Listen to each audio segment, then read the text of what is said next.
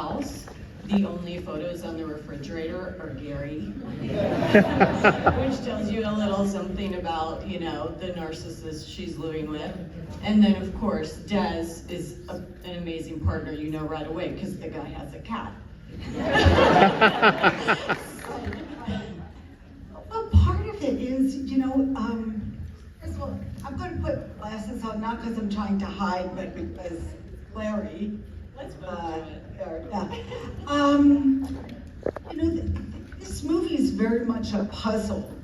So all the pieces need to fit together. That was sort of a challenge. But I also wanted to put in enough little hidden jokes, weave them throughout so that maybe you don't notice it the first time you watch the movie, but like the photos on the refrigerator, like the big ice cream painting, when she's sitting there eating cake, you know, it just doubled the sweetness, the artificial sweetness of that moment. But yeah, so there's, you know, the challenge was to find a structure that was tight enough to propel the story along, but have enough loose little, just funny moments or improvised moments. And I'd like to say, I'd like to take credit for it, but the armpit moment was an improvisation from Madonna. The sushi joke was an improvisation from Rocket's Red Glare, the cab driver. But, you know, trying to create an atmosphere on set that made everyone feel comfortable enough to, you know, add little things like that. It's also the first time I've seen it with an audience, and it is hilarious. There's just a whole different quality when you're with a crowd.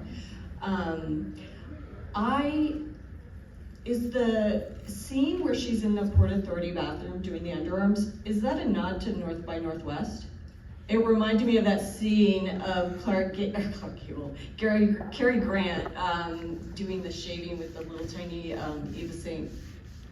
It wasn't a specific nod, but there are old movie references woven, like Rebecca on TV. Yeah. One of my inspirations, so when I went to NYU Film School in the mid-70s, and there weren't, I mean, I count the number of women directing movies, American women directing feature films that I knew of. One finger, Elaine May, that was the only woman I knew of directing a movie.